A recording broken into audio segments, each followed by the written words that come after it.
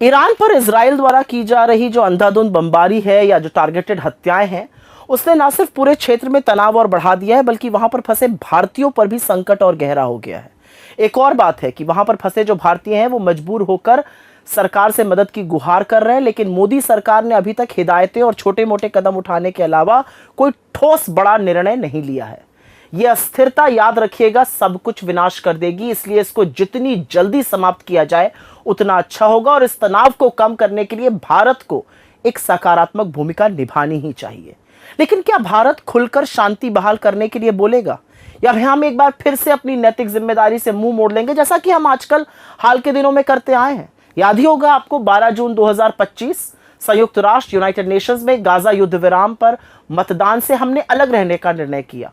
यह गलत था, यह कायराना था, और खासतौर से जब वहां पर छोटे छोटे बच्चों की हत्या हो रही है। 180 देशों में से 149 ने युद्ध विराम के प्रस्ताव के समर्थन में वोट किया, 12 ने इसके खिलाफ वोट किया और 19 देशों ने वोट ना करने का फैसला किया, जिसमें भारत के साथ Albania, Ecuador, Malawi, Dominica, Kiribati जैसे देश शामिल है। अब हम इनकी कंपनी में रहना चाहते हैं। भारत साउथ एशिया में, ब्रिक्स में और एससीओ में वोट ना करने वाला अकेला देश है। इससे ज्यादा नैतिक पतन एक सरकार का और क्या होगा? और ये सोचिए, ये वो हमारा देश है जिसने डटकर गुलामी के खिलाफ लड़ाई लड़ी और आजादी हासिल करी। आज वहां की सरकार चू नहीं कर रही है।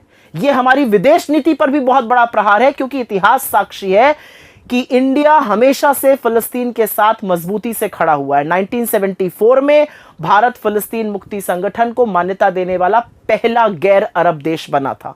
1983 में जब नाम की 7th समिट हो रही थी तो हमने यासिर अराफात को इनवाइट किया था। 1988 में औपचारिक रूप से फिलिस्तीनी राज्य को हमने मान्यता दी थी।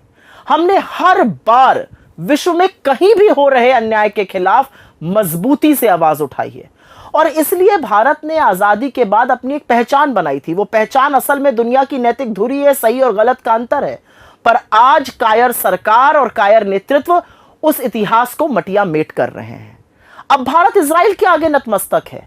एक ऐसी सरकार जो गाजा में छोटे छोटे बच्चों पर हो रहे जुल्म, अत्याचार और बर्बरता पर स्टैंड न ले सके, उस सरकार की न सिर्फ आत्मा मर चुकी है, बल्कि वो विश्व में किसी का भी नेतृत्व करने लायक नहीं है। फोटो खिंचवाना और लपक लपक के गले मिलने से थोड़ी दुनिया भारत की इज्जत करती है। दुनिया भारत के आदर्शों, हमारे मूल्यों, हमारे सत्य, हमारे साहस का सम्मान करती है। हमारा देश दुनिया भर में और देशों को अन्याय के खिलाफ लड़ने की प्रेरणा देता है, चाहे वो नेल्सन मंडेला हो, चाहे वो मार्टिन लूथर किंग जूनियर हो। आज वही देश, आज वही सरकार अन्याय के खिलाफ मुंह बंद कर चुकी है। यह पतन नरेंद्र मोदी की सरकार का है, वरना दुनिया के किसी भी कोने में छोटे छोटे बच्चे जला दिए जाए और हम चुप रहें, ऐसा मेरा देश है नहीं।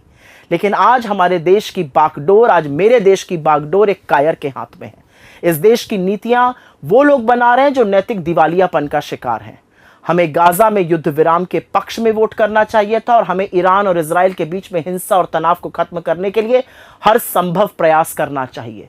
विश्व का नेतृत्व करने की अगर चाह है तो कायरों की तरह मुद्दों से भागने से या चुप रहने से बात नहीं बनेगी। मोदी जी, आपका नैतिक पतन मेरे देश का सिर नीचा कर रहा है।